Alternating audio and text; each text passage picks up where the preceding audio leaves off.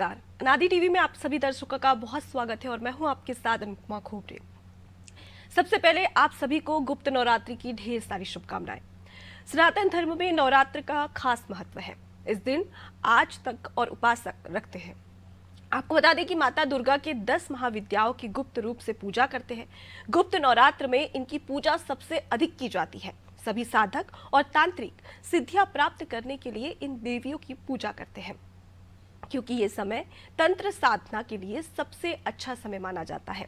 भक्त 9 दिनों और 9 रातों के दौरान बड़ी भक्ति और समर्पण के साथ देवी दुर्गा की पूजा करते हैं और इस दौरान सख्त उपवास का पालन भी करते हैं। नवरात्रि एक साल में 4 बार आती है। चैत्र और शारदीय नवरात्रि प्रसिद्ध है, लेकिन माघ और आषाढ़ के नवरात्र बेहद गुप्त है, इसलिए इन्हें गुप्त नवरात्र के नाम से जाना जाता है। इस साल इस महापर्व की शुरुआत 10 फरवरी 2024 यानी शनिवार से हो रही है। आइए जानते हैं महापर्व के विषय में और इसकी रिपोर्ट खास दिखाते हैं आपको।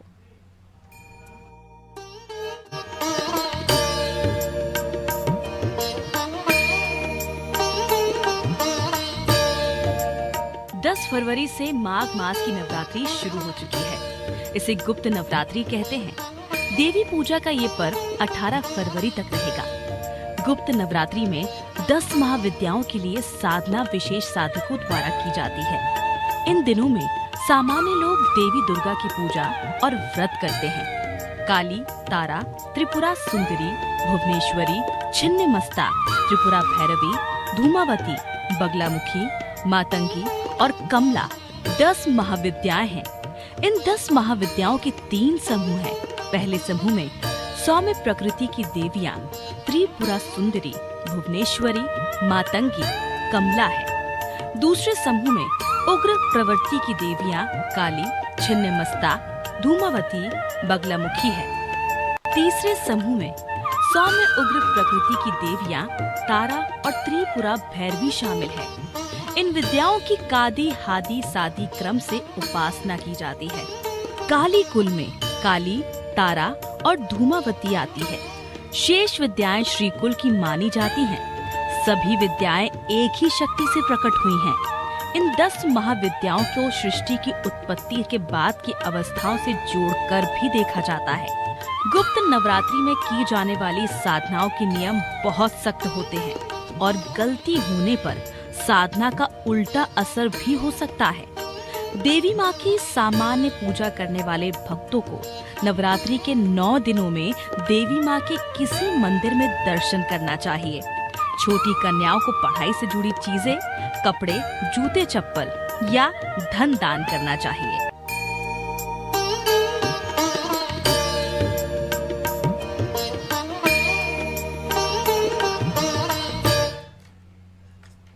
तो देखिए, गुप्त नवरात्रि है और साल में 4 बार नवरात्रि आती है। 2 गुप्त नवरात्रि होती है और 2 सामान्य नवरात्रि। और आज गुप्त नवरात्रि है, जिसकी शुरुआत आज से हो रही है। आज यानी कि 10 फरवरी से गुप्त नवरात्रि की शुरुआत हो चुकी है, जो कि 18 फरवरी तक रहेगी, यानी कि 18 फरवरी को समापन किया जाएगा। देश भर में माँ दुर्गा के कई रूपों की पूजा की जाती है और गुप्त नवरात्रि की बात करें तो ये दिन बेहद ही खास हो जाता है, क्योंकि तमाम ऐसे भक्त हैं जो माता की भक्ति में लीन नजर आते हैं। लेकिन सबसे खास बात कि गुप्त नवरात्रि आखिर क्यों मनाई जाती है। आपको बता दें कि गुप्त नवरात्रि में तांत्रिक विद्याओं का काफी महत्व रहता है। तमाम जो तांत्रिक होते हैं, जो साधक होते हैं, वो अपनी तंत्र विद्याओं के लिए और सिद्धियों को प्राप्त करने के लिए माता दुर्गा की पूजा करते हैं। इनके 9 स्वरूपों की पूजा करते हैं, जो अपने आप में बेहद ही खास होती है।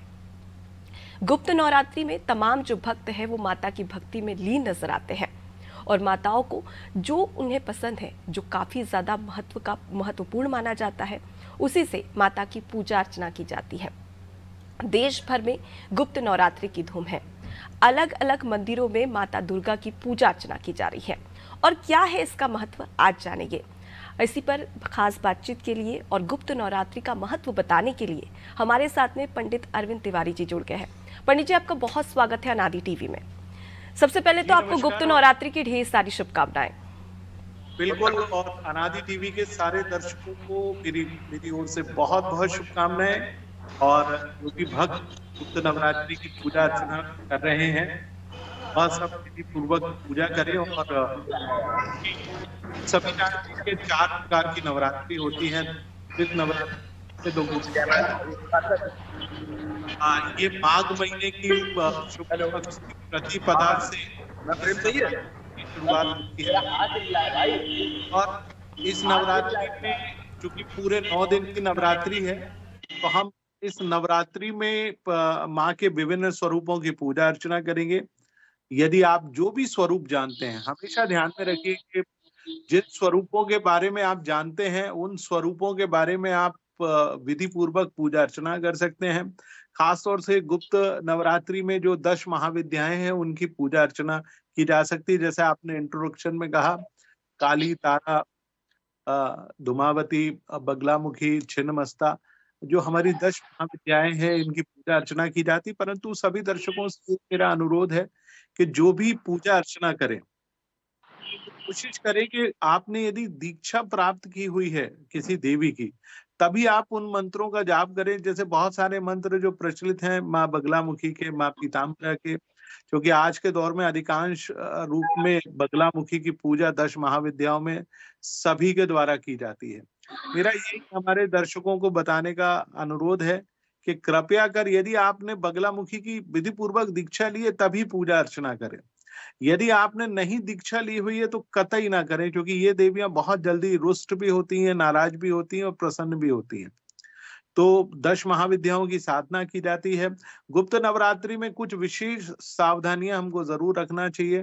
खास तौर से हमको सबसे पहले अपने शरीर को ही शुद्ध रखना है। प्रातः काल सबसे पहले हम स्नान ध्यान कर लें, उसके बाद माँ जगत जननी की पूजा अर्चना करें। आप चाहें तो दुर्गा के स्वरूप की पूजा अर्चना कर सकते हैं, माँ दुर्गा की पूजा अर्चना कर सकते हैं। और या आपने दीक्षा ली हुई उन मंत्रों का जाप करें, माता को स्नान कराएं। इस नवरात्रि में घट स्थापना अमूमन नहीं की जाती है जी, लेकिन फिर भी बहुत सारे लोग घट स्थापना करते हैं।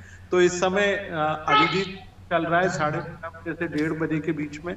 आप इस समय चाहें तो घट स्थापना कर सकते हैं। अभी नहीं कर पाए तो 1:30 से 4:30 के बीच में कर लें।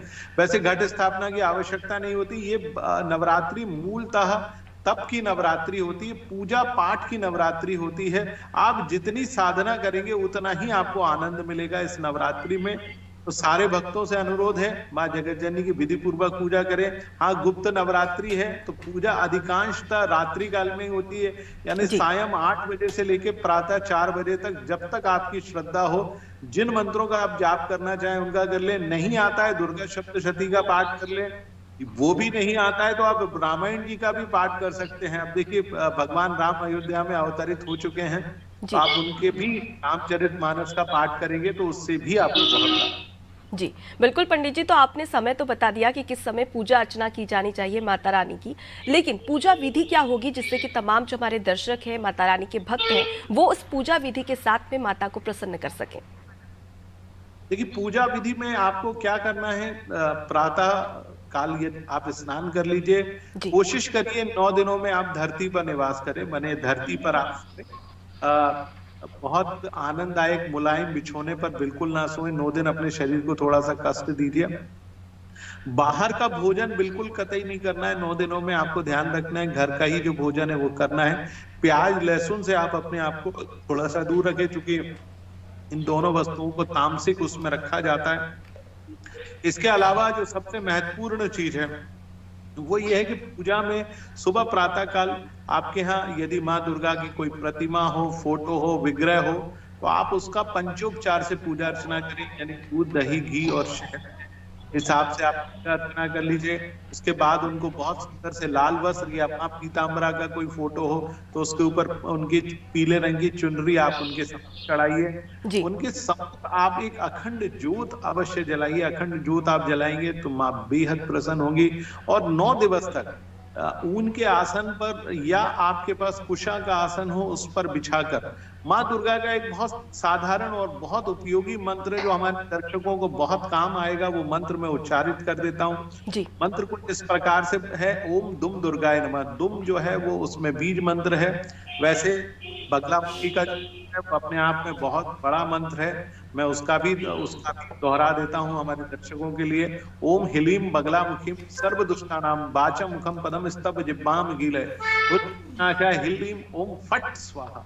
तो ये माँ जगत जननी का अपने आप में बहुत बड़ा मंत्र है। लेकिन चूंकि मैंने दतिया पीठ से दीक्षित हूँ, दीक्षा लिए हुए मुझे 30 वर्ष हो गए हैं, तो ही उसको करने का अधिकारी हूँ। क्योंकि जब तक आप गुरु से प्राप्त नहीं करेंगे तब तक नहीं कर सकते।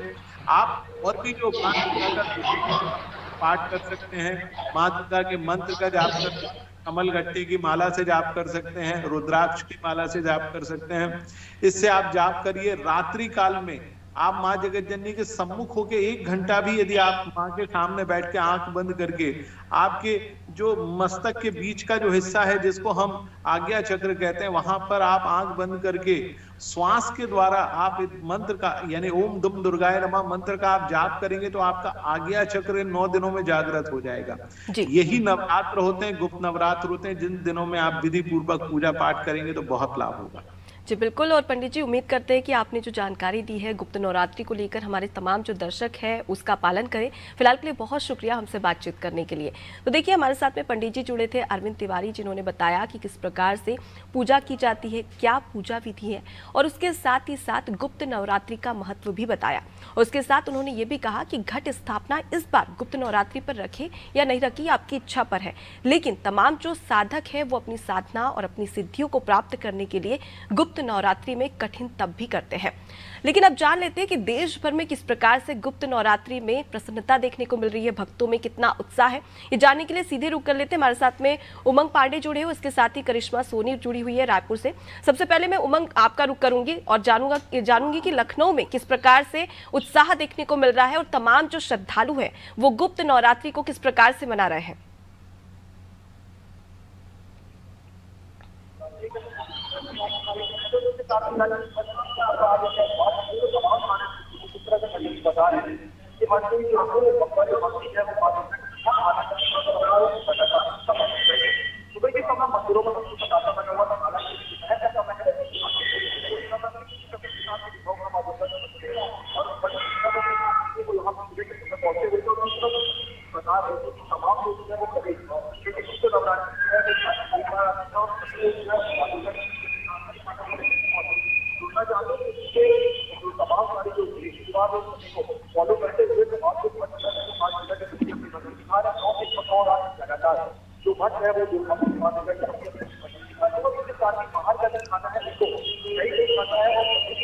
बिल्कुल उमंग, तो देखा जा सकता है कि किस प्रकार का उत्साह भक्तों में देखने को मिल रहा है। लौटूंगी आपके पास में, करिश्मा हमारे साथ में रायपुर से जुड़ी हुई है, सीधे उनका रुख कर लेते हैं।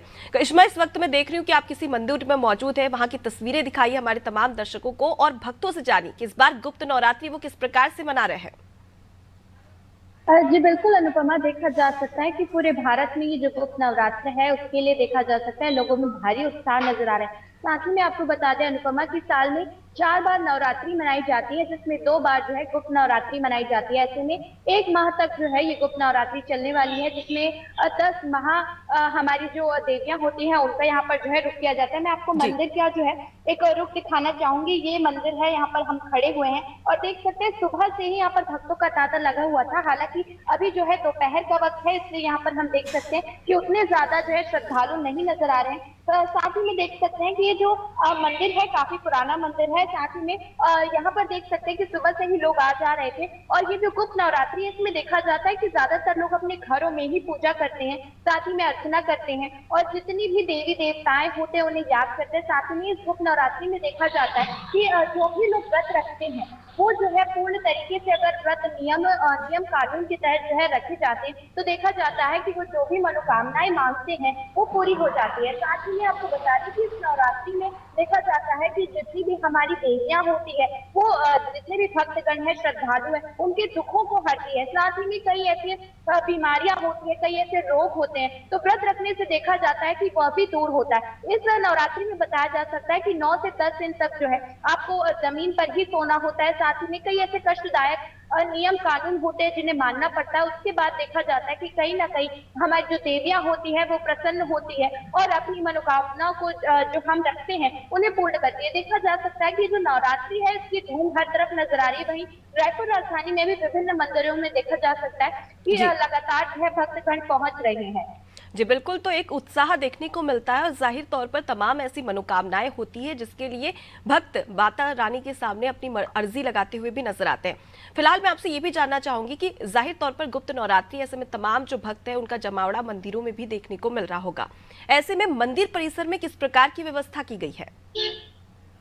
जी बिल्कुल, आपको बता दें कि रायपुर राजधानी में कई ऐसे बड़े मंदिर हैं जहां पर हमारी जो है देवियां विराजी हुई है। वहीं पर महामाया मंदिर एक ऐसा मंदिर है जो कि सबसे प्राचीन मंदिर है। वहां पर देखा जा सकता है कि सुरक्षा के पुख्ता इंतजाम किए जाते हैं क्योंकि वहां पर श्रद्धालुओं की जो संख्या होती है, जैसे ही नवरात्रि आती है या फिर कोई पर्व आता है तो देखा जाता है कि वो काफी ज्यादा जो है वहां पर भक्तों की संख्या बढ़ जाती है। ऐसे में कुछ न कुछ पुलिस टुकड़ियों का बल जो है ट्रैफिक सिग्नल से लेकर के दूर तक लगाया जाता है और उसके साथ साथ भक्तों के लिए यहाँ पर रस्सी बांधकर एक लाइन भी बनाई जाती है कि इस तरफ जो है महिला चल सके, उस तरफ जो है केवल पुरुष चल सके और जो है माता के दर्शन कर सके। साथ ही में देखा जाता है कि मंदिर के जो प्रांगण होता है वहां पर भी कई तरीके की जो है सजावट की जाती है। साज सजावट के साथ जो है नवरात्रि की शुरुआत की जाती है। उसके साथ देखा जाता है कि भव्य आरती होती है, ढोल नगाड़े के साथ आरती बजती है और फिर उसके साथ देखा जाता है कि जितने भी भक्तगण हैं भक्ति में लीन जो है मैया के नजर आते हैं।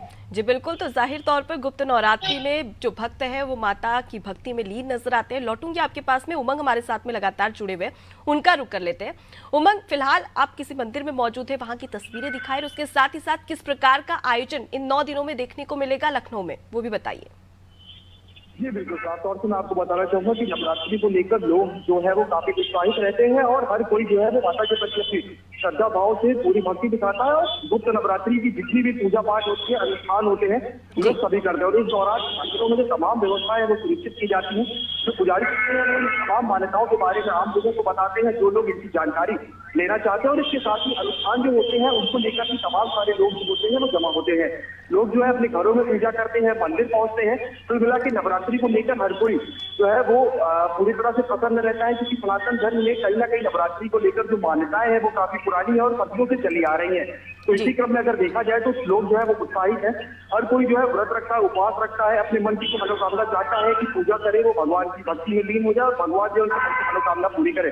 और अगर बात करें सुरक्षा व्यवस्था की तो राजधानी लखनऊ में मंदिरों के बाद सुरक्षा व्यवस्था जो है उसके जो इंतजाम है वो पूरी तरह से चाक चौबंद किए जाते हैं। तस्वीरें मैं अपने बीच आपको दिखा रहा हूँ कि जो पुलिस फोर्स है उसको मंदिर के बाहर तैनात किया गया है। एक बार फिर मैं आपको बताना चाहूंगा कि सुबह के समय बड़ी संख्या में जो भक्तगण थे वो मंदिर पहुंचे हुए थे। हालांकि अभी दोपहर का समय है, मंदिर के बाहर भीड़ कुछ कम है, लेकिन जो लोग हैं मंदिर परिसर के जो पुजारी उन्होंने भी साफ तौर से बताया कि लोग जो है सुबह पहुंचे थे यहाँ पे पूजा पाठ अनुष्ठान करने और अब शाम के समय एक बार फिर जो लोग हैं वो वापस मंदिर की ओर पहुंचेंगे। जी बिल्कुल, तो तमाम जो कार्यक्रम है वो आज होने वाले हैं। लखनऊ की बात कर ली जाए तो सुरक्षा के भी पुख्ता इंतजाम किए गए हैं। करिश्मा का रुख कर लेते हैं। करिश्मा, फिलहाल अगर तमाम आयोजन की बात कर ली जाए तो आज कौन कौन से विशेष तौर पर आयोजन होने वाले हैं और समापन को लेकर भक्तों की क्या कुछ तैयारी है? क्योंकि जाहिर तौर पर मंदिर परिसर में तो तमाम कार्यक्रम आयोजित किए जाते हैं लेकिन लोग अपने घरों में भी तमाम कार्यक्रम करते हैं। जी बिल्कुल अनुपमा, देखा जा सकता है कि इस गुप्त नवरात्रि में ज्यादातर जो है लोग अपने घरों में ही देखा जाता है कि पूजा अर्चना करते नजर आते हैं। ऐसे में अगर समापन की बात करें तो हालांकि अभी तो ये जो गुप्त नवरात्रि है शुरू हुई है, ऐसे में लोगों में काफी ज्यादा उत्साह है। साथ ही में अपने पूरे परिवार की खुशहाली के लिए देखा जा सकता है, करियर के लिए देखा जा सकता है, तमाम तरीके की चीजें जो है फ्यूचर के लिए भी देखा जा सकता है कि भगवान से प्रार्थना करते हैं, उनसे मनोकामनाएं करते हैं। और ऐसे में आज की अगर आयोजन की बात करें तो देखा जा सकता है रायपुर राजधानी में ये विभिन्न जगहों पर जो है आयोजन किए जा रहे हैं। साथ ही में महामाया मंदिर में भी देखा जाएगा कि पूजा अर्चना भव्य तरीके से की जाएगी। साथ ही में जिस तरीके से पंडित जी ने भी बताया हमें कि रात्रिकालीन में जो है संध्या के समय 8 बजे के बाद जो है ज्यादातर ये पूजा की जाती है और उसका महत्व जो है और ज्यादा बढ़ जाता है। तो ऐसे में देखा जाएगा कि रात के समय जो है सभी श्रद्धालु अपने घरों में जो है पूजा करते नजर आएंगे। साथ ही में बड़े बड़े मंदिरों में भी देखा जाएगा कि पूजा अर्चना की जाएगी, भव्य तरीके से जो है है यहाँ पर आरती होगी और उसके साथ साथ जो है पूरे तमाम रायपुर राजधानी की जनता और श्रद्धालु जो है अलग अलग विभिन्न जगहों पर देखा जाएगा कि मंदिरों में जो है इकट्ठा होंगे और साथ ही में देखा जाएगा कि इस आरती में शामिल होंगे और अपनी जितनी भी परेशानियां हैं वो माता के समक्ष रखने वाले हैं। साथ ही में समापन की अगर बात करते हैं तो देखा जाएगा कि समापन के दिन भी कई ऐसी जगहें हैं, कई ऐसे मंदिर है जहाँ पर भंडारों की भी व्यवस्था की जाएगी। उसके साथ साथ जो है लोग यहाँ पर गाजी बाजी के साथ देखा जाएगा कि आखिरी समय समापन को भी उत्साह से मनाएंगे। जी बिल्कुल, तो कहीं ना कहीं भंडारे की व्यवस्था भी तमाम जगह पर की जा रही होगी। निश्चित तौर पर तमाम जैसे भक्त हैं वो मंदिर परिसर पहुंचेंगे तो तमाम कार्यक्रम और तमाम आयोजन भी देखने को मिलेंगे। आप दोनों का बहुत शुक्रिया तमाम जानकारी हम तक पहुंचाने के लिए, खूबसूरत सी तस्वीरें हमारे भक्तों तक पहुंचाने के लिए। तो देखिए, आज गुप्त नवरात्रि है, आज से इसकी शुरुआत हो चुकी है, 18 फरवरी को इसका समापन होगा। ऐसे में कहा जाता है कि माता रानी सभी जो दुख दर्द है वो हर लेती है और साथ ही सुख शांति की कामना की जाती है माता रानी से, तो वो भी पूरी करती हैं। ऐसे में तमाम जो भक्त हैं वो साफ तौर पर गुप्त नवरात्रि मनाते हुए नजर आ रहे हैं और खास तौर पर वो तमाम तांत्रिक जो अपनी विद्याओं के लिए साधना भी करते हुए नजर आते हैं। इसी के साथ मैं लेती हूँ आपसे इजाजत। देखते रहिए नादी टीवी। नमस्कार।